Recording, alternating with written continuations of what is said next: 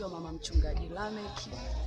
Ninasali kanisa la EAGT Bonde la Mapambano Kiloleni. Mimi nimemfahamu Christina Kasomo kama kiongozi ambaye ni jasiri, kiongozi ambaye haogopi. Huyu mama ndivyo nilivyomtambua. Tangu nilivyomfahamu huyu mama kama kiongozi wa kanda hii ya Magharibi, nimejifunza kwake kwamba ni mama ambaye haogopi chochote, hasa kwenye mambo ya Mungu. Kwa kifupi naweza nikasema hivyo kwamba mama huyu tumepoteza. Alikuwa ni kiungo sana. Asanteni sana. Na alikuwa ni wa aina gani hasa pale ambapo kama alikuwa kiongozi wa kanda, alikuwa ni wa aina gani ambapo kama nyinyi mama mchungaji unaweza ukaomba ushauri kwake? Alikuwa ni mtu wa aina gani? Ni mama ambaye alikuwa anakuambia kwamba endelea kuomba Mungu. Alikuwa hana tabia ya kumvunja mtu moyo. Ukienda kuomba ushauri kwake, anakuambia ukitaka kazi ya Mungu endelea kuangalia uso wa Mungu. Kwa hiyo huu uso wa Mungu tunautafuta kwa njia ya maombi.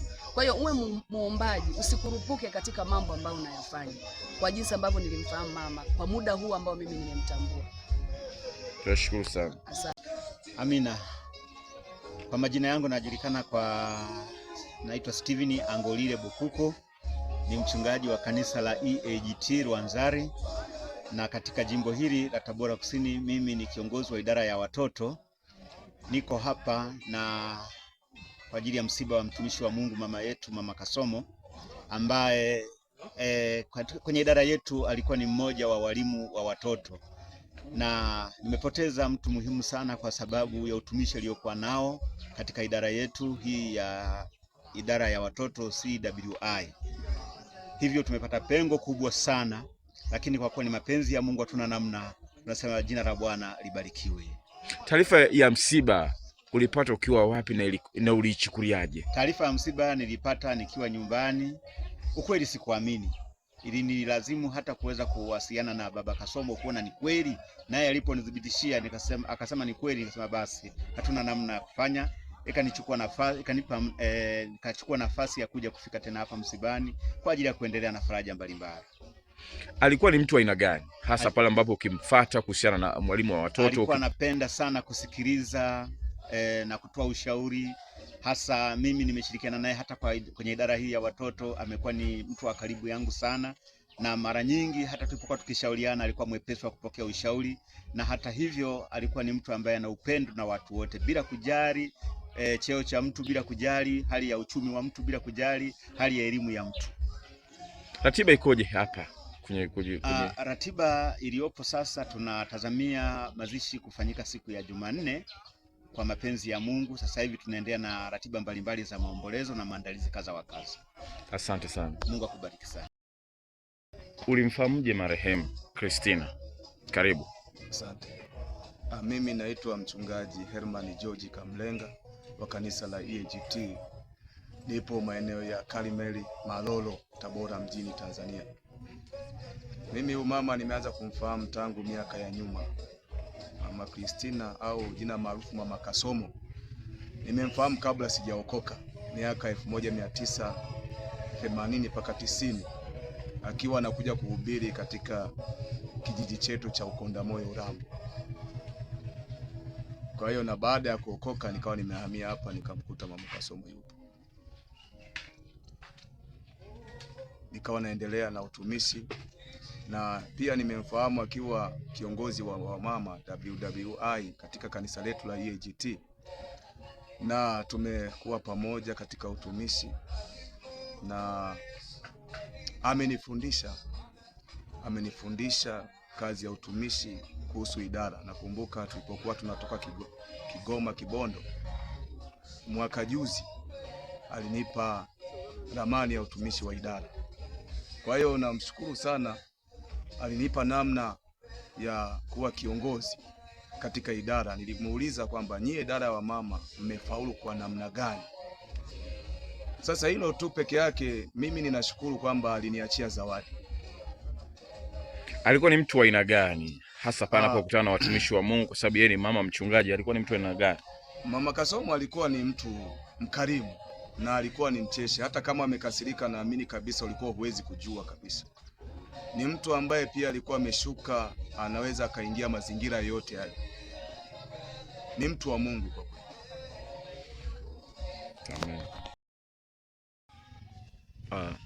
utajitambulisha majina yako na utatuambia marehemu Christina alikuwa ni mtu wa aina gani, hasa wewe ukizingatia Mama Masanja ni mzee wa kanisa. Alikuwa ni mtu wa aina gani, hasa mnapomfuata, mnapokuwa karibu naye, alikuwa ni mtu wa aina gani?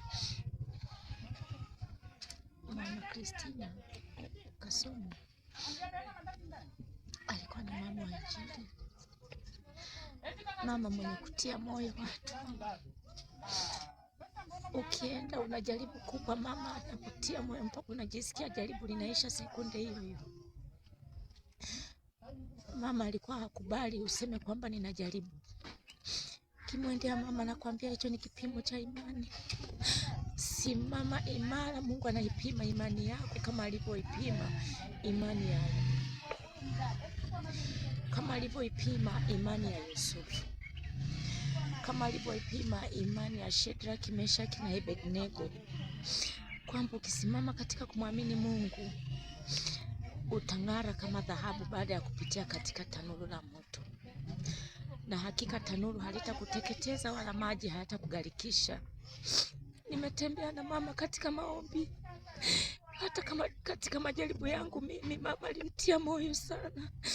Ukiona nimevuka majaribu mengi ni kwa sababu ya huyu mama. Mama alikuwa ni kinara kwenye maombi, si tu ya kanisa la mahali pamoja, lakini pia kitaifa. Kanisa la EAGT taifa kwa wamama alikuwa kinara, ndo alikuwa kiongozi wa maombi.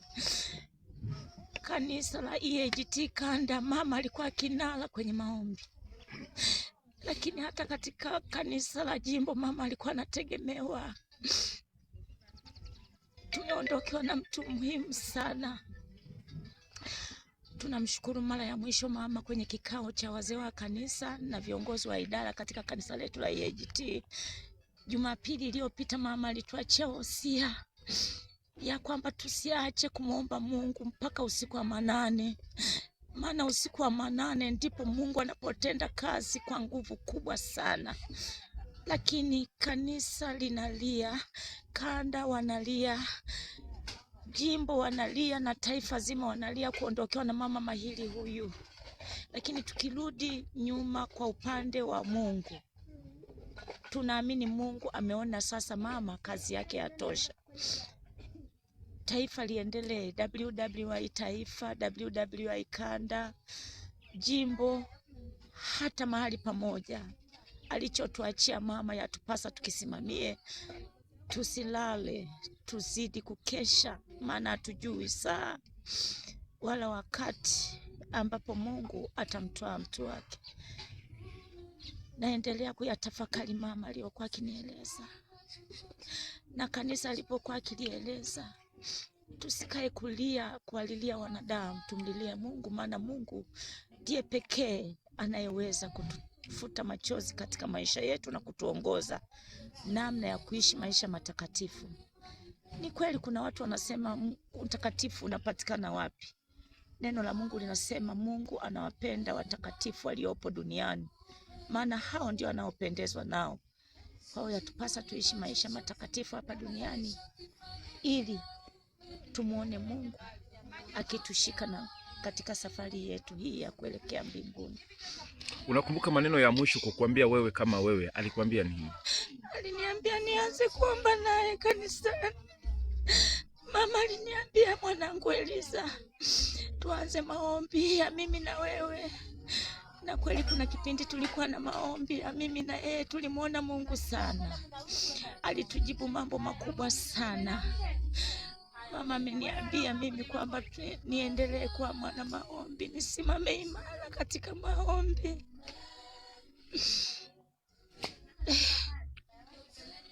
Pole sana Mama Masanja. Mungu akutie nguvu katika kipindi hiki kigumu. Na je, msiba wake au taarifa ya kifo chake ulipata ukiwa wapi? Nilikuwa nyumbani, ndo nimeamka nikapigiwa simu na binti yake Debora akinieleza, mama njoo nyumbani, rafiki yako haongei.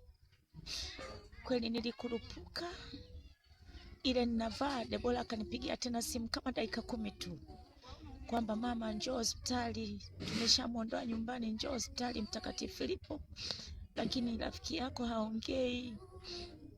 Ndipo nilipoanza kwenda pale hospitali ya Mtakatifu Filipo. Nafika pale nilikuta mama tayari haongei. Nilianza kuruka na kulia ovyo ovyo, naruka huku na kule, lakini nikasema hii hainisaidii. Nimtafute nesi mmoja anijiridhishe kwangu, aniambie tatizo la mama ni nini. Maana mama alikuwa kama amelala. Ndio nesi akaniambia, mama yenu kashafariki masaa 4 yaliyopita. Kwa hiyo nyie fanyeni utaratibu, watie moyo hao, maana hawatuelewi. Wanatulazimisha tumwekee oksijeni, lakini mama hana oksijeni. Kwa hiyo nyie fanyeni utaratibu, mpeleke mama mochwali. Ndipo nilipojitia nguvu na kuwabembeleza wale wa mama. Bahati nzuri tulikuwa na mume wangu, akamvuta mkono mtoto wa kiume wa mama ambaye pia alikuwa haamini kama mama ameshafariki. Akamweleza kwamba wewe ni mwanaume, jikaze, mama kashamaliza safari, kwa maelezo ya madaktari na mchungaji. Mume wake na mama, yeye alikuwa hawezi hata kuongea kwa watoto, ila mume wangu ndo akaanza kuatia moyo hasa hao wa kiume kwamba twendeni tumpeleke mama mochwali. Nashukuru Mungu, na mimi wa mama waliokuwa wanaomboleza mle ndani wakiamini mama amepata tu mshtuko kwamba yuko hai, nikawaeleza wazi kwamba mama ameshatuacha, twendeni nyumbani. Ndipo wamama wakawa wamekubali kuja nyumbani. Mimi nikaungana na wababa kupeleka mwili mochwali. Kwa hiyo situation ilikuwa hivyo. Na ratiba ikoje hapa Mama Masanja? Ratiba tunaendelea na ibada kwa leo. Ina maana toka alipofariki mama juzi, ibada zote tumezihamishia hapa, na leo hii tunafanya ibada ya nguvu kama ilivyo kwamba leo ni sikukuu ya Pasaka, kumbukizi la kufufuka la Bwana wetu Yesu Kristo. Tutakuwa na ibada ya nguvu hapa kumtukuza Mungu ambaye yeye ndo aliyetoa na ametwaa kwa wakati uliompendeza. Kwa leo Jumapili tutakuwa na ibada ya nguvu sana, asubuhi hii na jioni, na kesho tutakuwa na ibada ya nguvu sana asubuhi na jioni. Lakini kesho kutwa Jumanne ndo tutakuwa na ibada pale kanisani, na ndipo hapo mama atalazwa, kwa sababu mama ni mwasisi katika lile kanisa. Mama yetu atazikwa Jumapili hapo hapo kanisani. Kwa hiyo mimi nitoe na rai yangu ni kuwaomba wananchi wa Tabora waje waungane nasi katika kumsindikiza mama kwenye safari yake ya mwisho hapa duniani, na Mungu atawazidishia baraka nyingi sana.